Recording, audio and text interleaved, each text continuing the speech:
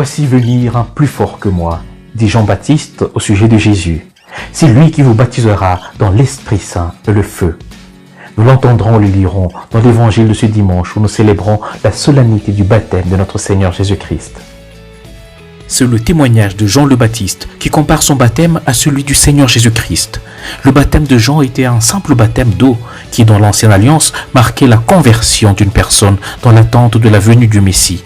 Tandis que le baptême de Jésus est pour la purification des péchés, et bien plus encore pour la réception du Saint-Esprit, comme le dit l'apôtre Pierre dans Actes 2:38. « Répondez-vous, dit-il, et que chacun de vous soit baptisé au nom de Jésus-Christ pour le pardon de vos péchés, et vous recevrez le don du Saint-Esprit. » Et l'une des choses que le Christ opère dans le baptême en son nom, c'est de donner une nouvelle naissance dans l'Esprit Saint.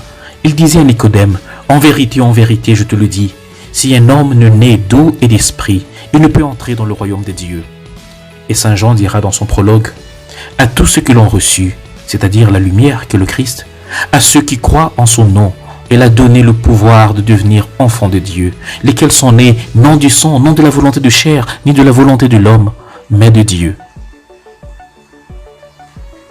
Cette nouvelle naissance dans l'esprit qu'opère le Christ dans le baptême et qui nous fait ainsi entrer dans la grande famille des enfants de Dieu devient aussi une nouvelle alliance dans le Christ. C'est ce que l'apôtre Paul appelle dans Colossiens 2:11 la circoncision qui n'est pas faite de la main d'homme, mais de la circoncision de Christ qui consiste dans le dépouillement du corps, de la chair. La circoncision était le signe de l'alliance le plus populaire dans l'Ancien Testament ou Ancienne Alliance entre Dieu et Abraham. Lorsque Dieu en parlait au patriarche Abraham, il lui dit qu'il établirait une alliance perpétuelle avec lui et sa postérité après lui. L'on comprend donc que lorsque l'apôtre Paul parle du baptême comme étant une circoncision, il insinue par là que ce rituel est le signe d'une nouvelle alliance encore plus grande que celle faite avec Abraham. C'est pour cela que, de même que cette alliance était pour Abraham et sa postérité après lui, Pierre, dans Actes 2:39, dit que cette promesse est pour vous, pour vos enfants et pour tous ceux qui sont au loin, en aussi grand nombre que le Seigneur notre Dieu les appellera. Nous comprenons donc que, contrairement au baptême de conversion que prêchait Jean-Baptiste, celui dans l'esprit qu'apporte le Christ est donc celui qui nous fait renaître et entrer dans la nouvelle alliance des enfants de Dieu. C'est dans l'Ancienne Alliance, la circoncision au 8e jour du nouveau-né, pourtant inconscient, était le signe de son entrée dans le peuple de l'Alliance, comme il est écrit dans Genèse 17:12 ou Lévitique 12:3.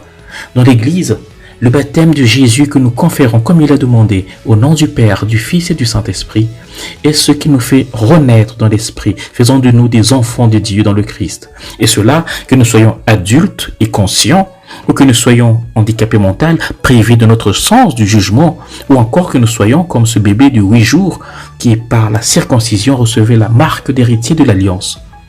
Voilà ce qui explique entre autres le baptême des enfants et même des malades mentaux dans l'Église, alors qu'ils sont inconscients, qu'ils n'ont pas encore besoin de conversion, parce qu'ils n'ont pas péché consciemment. Donc, plus qu'un choix délibéré de me convertir, ou d'adhérer au Christ, ou d'intégrer l'Église, le baptême dans l'Église catholique est davantage célébré comme une grâce reçue pour renaître dans l'esprit, sans distinction d'âge, de sexe ou autre. Prie donc avec moi.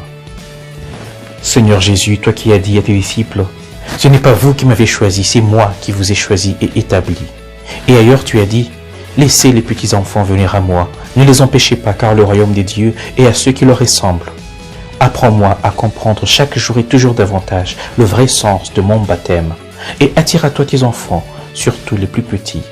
Amen.